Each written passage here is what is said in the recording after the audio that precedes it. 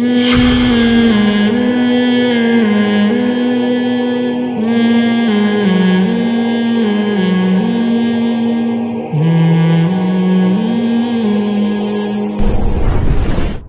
آپ جنت میں انشاءاللہ ڈائریکٹ, ٹھیک ہے نا, اگر آپ ان پہ پورے اتر گئے.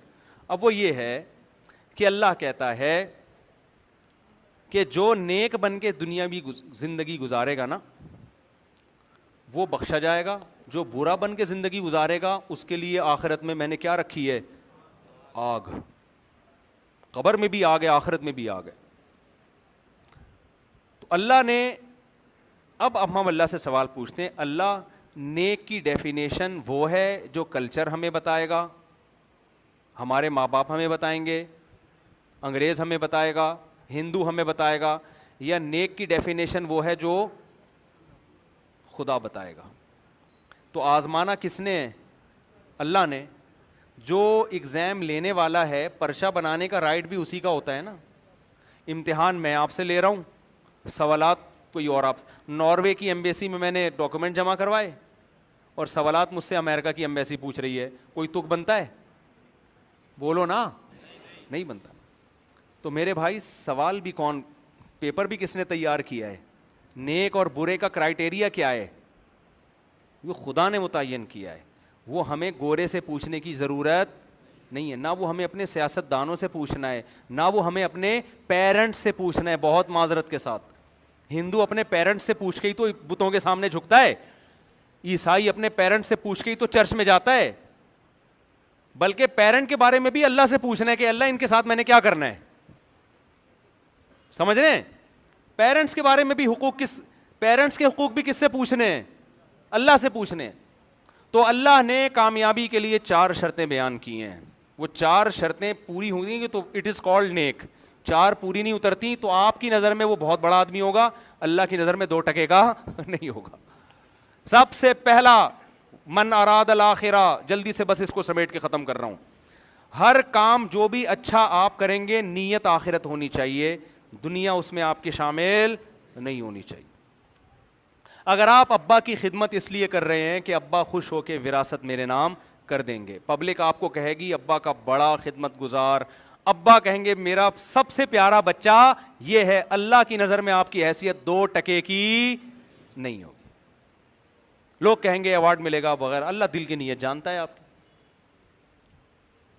سمجھ رہے ہیں؟ اگر آپ,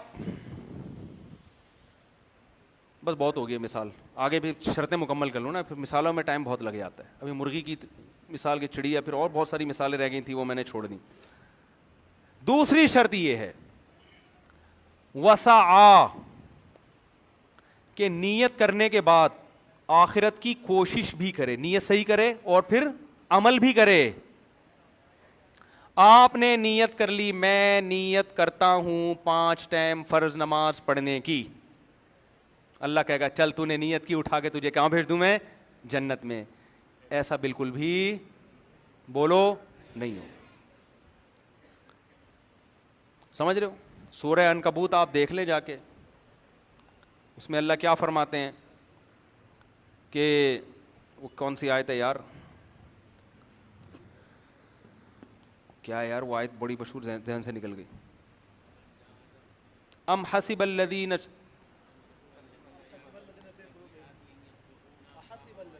نہیں, فلنسألن الذین, اس سے پہلے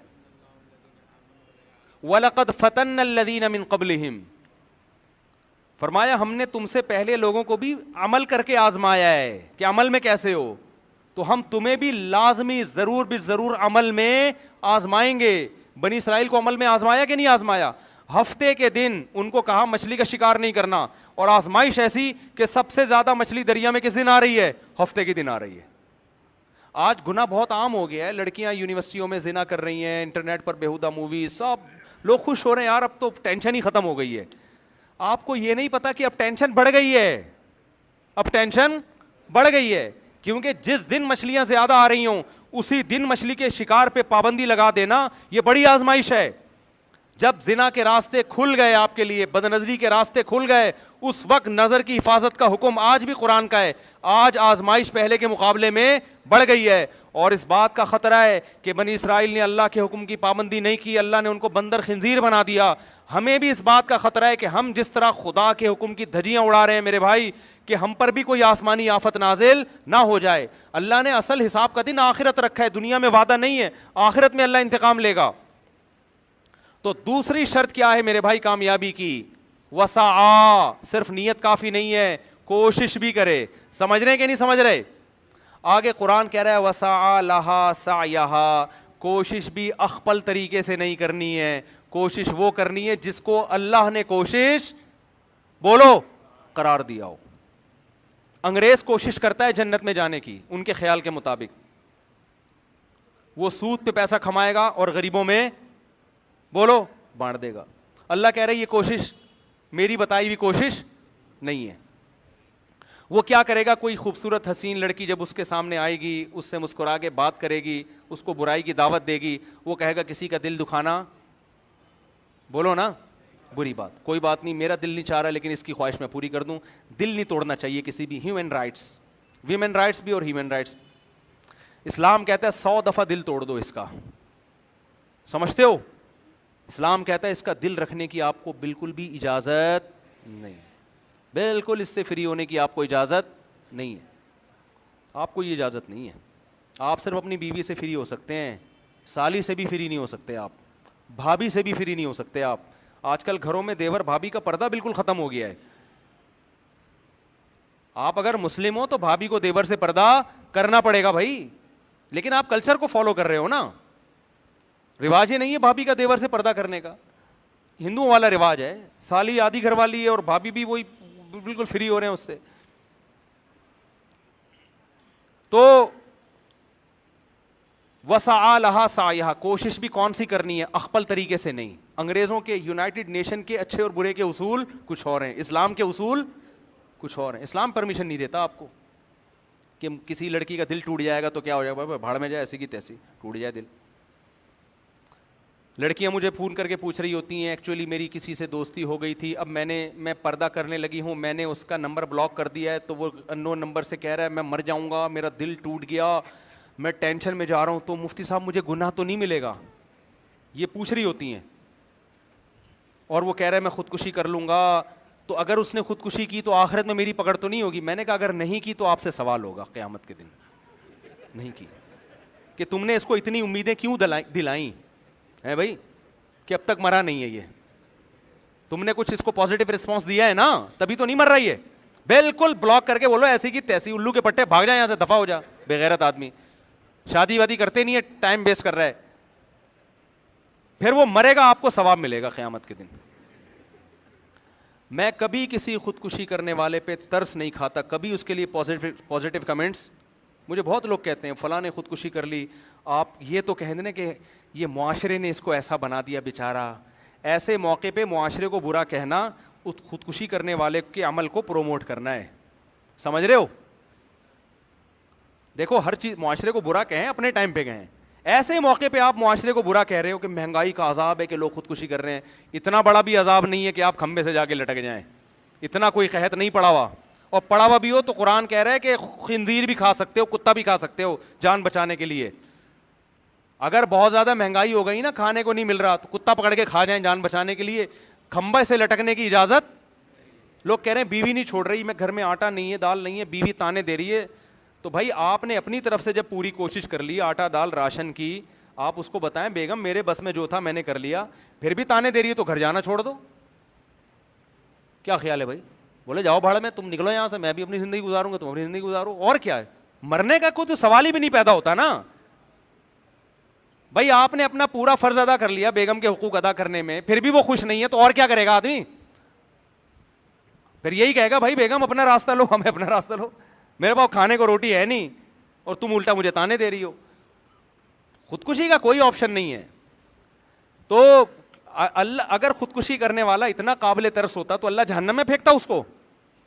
کیا ہو گیا بھائی, اللہ سے بڑھ کے کوئی ہو سکتا ہے قابل رحم, جو رحم کرنے والا, یعنی کوئی ہو سکتا ہے؟ اس کو ترس آ نہیں رہا اور آپ ترس کھا رہے ہو, ہائے بیچارہ مر گیا, ہائے ہائے ہائے مر گیا بیچارہ. دیکھو حالات ایسے ہوتے ہیں, حالات اتنے کوئی حالات خراب نہیں ہوتے کہ انسان مار دے اپنے آپ کو, ایسا نوبت نہیں آتی. آخرت پر یقین نہیں ہے, اللہ پر یقین نہیں ہے کہ اللہ غیب سے اسباب پیدا کر سکتا ہے, اللہ کو تو مانتے ہی نہیں ہے. یہ نہیں پتا کہ جس خدا تجھے جو ماں کی چھاتیوں میں تیرے پیدا ہونے کے بعد دودھ پیدا کر سکتا ہے, وہ غیب سے اسباب نہیں پیدا کر سکتا. لیکن وہ کیلکولیشن کر کے یہودیوں کی طرح بیٹھے ہوئے ہیں بس. اور زیادہ تر خودکشیاں سیٹنگوں کے ناکام ہونے کی ہو رہی ہیں. یہ تو بہت ہی گندی موت ہے. آدمی ماں کے غم میں مرے, باپ کے غم میں مرے, ملک کے لیے مرے. یار ملک میں ہائے میرا ملک, تو ٹینشن سے مر گیا, ٹھیک ہے نا, شاید بخشش ہو جائے کہ محب وطن تھا. باپ کے ٹینشن سے مر گیا, محب باپ تھا, محب ماں تھا. مر کس کے چکر میں رہا ہے؟ اور جس لڑکی کے عشق میں مر رہا ہے نا, اس لڑکی کو اگر لقوہ ہو جائے پھر منگنی ہونے پہ مرے گا, یہ پھر شادی ہونے پہ مرے گا, یہ اس کے ملنے پہ مرے گا. تو یہ ٹوٹلی اے ٹو زیڈ شہوت ہے, یہ خواہش ہے, نفس کی غلامی ہے. یہ مجھے لوگ کہتے ہیں لڑکی سے عشق ہو گیا ہے, پاکیزہ محبت ہے. میں کہتا ہوں چھوڑو, بس عشق ہو گیا ہے, ٹھیک ہے, نوجوان آدمی ہو, شادی کر لو, اللہ رشتہ دلا دے. یہ پاکیزہ واکیزہ کے ٹوپی ڈرامے نہیں کیا کرو. پاکیزہ محبت ماں سے ہوتی ہے, باپ سے ہوتی ہے. باقی سب شہوت ہے, خواہشات ہیں. کرو چار. آپ کہو گے کیسی باتیں کر رہے ہیں مفتی صاحب؟ بھائی خواہش ہے, لیکن اللہ نے اس خواہش کو پورا کرنے کی اجازت دی ہے, ترغیب دی ہے. بلکہ تو 4 شادیاں کرو, ہو جائے کر لو, نہیں ہو رہا تو کہیں اور ٹرائی کرو. بس یہ کرتے رہو زندگی بھر بیٹھ کے, ٹھیک ہے نا. تو تیسری شرط اللہ نے کیا بتائی؟ کوشش بھی اخپل طریقے سے بولو نہیں, وہ کوشش جس کو اللہ اس کے رسول نے کیا کہا ہے. اور چوتھی شرط جو سب سے زیادہ خاندانی, وَهُوَ مُؤْمِنٌ, قرآن کہہ رہا ہے مجھ پر ایمان بھی ہو اس کا. مجھے نہیں مانتا تو کتنا بڑا سائنٹسٹ ہو, انسانوں کی کروڑوں انسانوں کی خدمت کر کے چلا جائے, لوگ زندہ باد کے نعرے لگائیں گے, نوبل انعام دیں گے, پرائز دیں گے, ایوارڈ مل دیے جائیں گے, میری نظر میں اس کی ویلیو 2 ٹکے کی بولو نہیں. آج لوگ علماء پہ بہت اعتراض کرتے ہیں, اتنے بڑے بڑے سائنٹسٹ دنیا میں آئے, اتنی انسانوں کی خدمت کی, اور کیا یہ بھی جنت میں نہیں جائیں گے؟ بھائی اگر انہوں نے اللہ کے لیے کی ہے تو اللہ ان کو اس کا بدلہ دے گا. اللہ کے لیے نہیں کی, انسانوں کے لیے کی ہے, تو اللہ کہے گا جن کے لیے کی انہوں نے تمہیں ایوارڈ بھی دے دیا, عزت بھی دے دیا, گارڈ آف آنر بھی دے دیا, میرے پاس تمہارے لیے کچھ بھی نہیں ہے. اس لیے کہ بنانے والے کو اگر بھول گئے, فَالْيَوْمَ نَنْسَاهُمْ كَمَا نَسُوا لِقَاءَ يَوْمِهِمْ هَذَا, جیسے تم آخرت کو بھول گئے تھے آج کے دن ہم بھی تمہیں اسی طرح بھول جائیں گے.